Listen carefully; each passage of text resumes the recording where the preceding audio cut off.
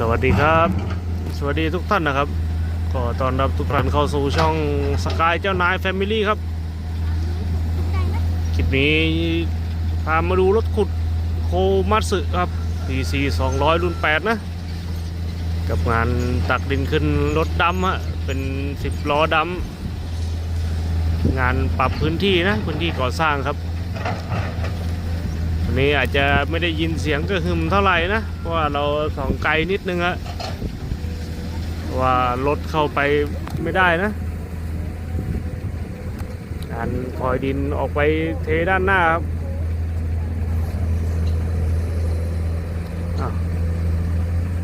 ถ้า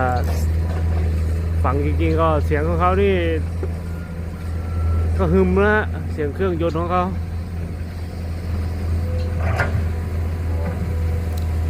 เคลียร์ดินแล้วใกล้จะจบแล้วฮะงานฝั่งนี้ก็กำลังขึ้นโครงสร้างหลังคาครับ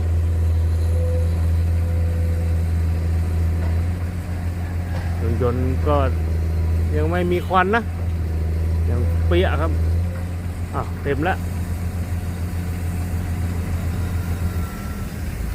คันนี้เต็มแล้วเดี๋ยวรอคันต่อไปมาครับสกายกับเจ้านายบุกเข้ามาสุดเลยฮะวันนี้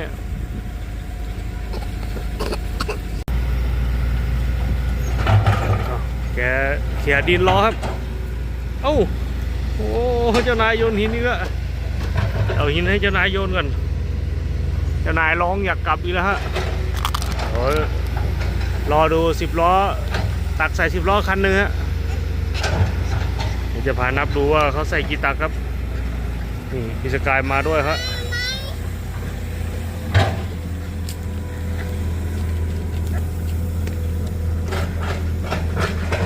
ไปเรื่อยๆนะฮะแกเล่งไม่เยอะนะ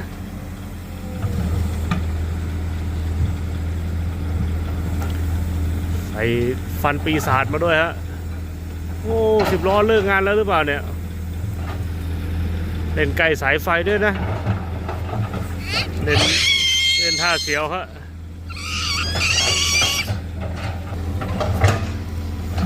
10ล้อมายังสกาย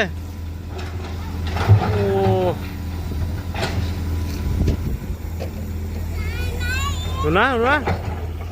ให้ดูเคนฮะเคนของอะไรเนี่ย SCT เจ้านายคำรามละคำรามแข่งกันกับโคมัตสึครับจัดน้ำหนัก21ตันนะสำหรับน้ำหนักของเขาครับค่อยๆเกาฮะอยู่ใกล้สายไฟเร็วไม่ได้ฮะอาจจะพลาดไปโดนสายไฟขาดได้ฮะจะได้อะไรอีกนะ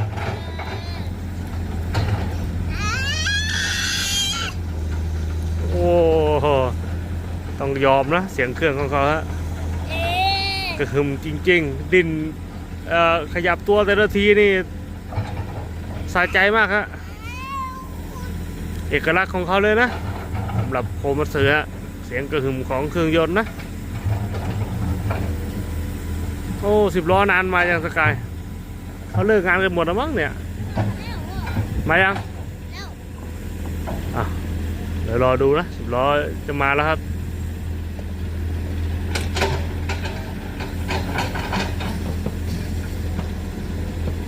เรามานับกันว่าจะใส่ทั้งหมดกี่ตักนะแต่แกใส่ไม่เยอะไม่แน่ใจว่าทำไมไม่ใส่เยอะนะทั้งที่ไม่ได้วิ่งขึ้นถนนนะ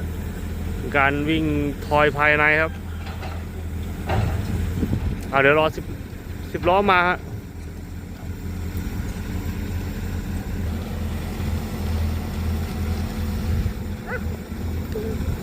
เคลียร์รออาจจะได้อีก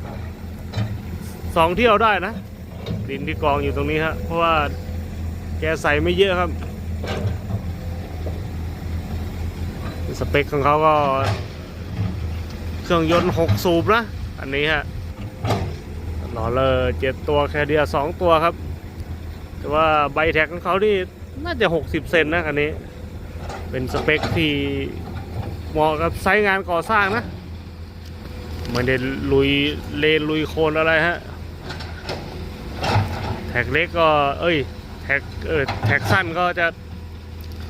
ไม่ได้เสี่ยงเรื่องไปเหยียบหินเหยียบคอนกรีตแล้วหักนะไม่ต้อง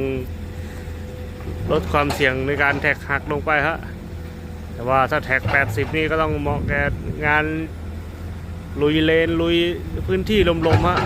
อันนั้นเขาจะลุยได้ดีกว่านะ10 ล้อไม่น่ามาแล้วแหละเดี๋ยวพาสกายกับเจ้านายกลับบ้านก่อนนะสำหรับคลิปนี้ก็ขอจบคลิปเพียงเท่านี้นะครับจบที่รถขุดโคมัตสึ PC 200 รุ่น 8กับงานเคลียร์พื้นที่ก่อสร้างครับฝากกดติดตามด้วยครับสวัสดีครับ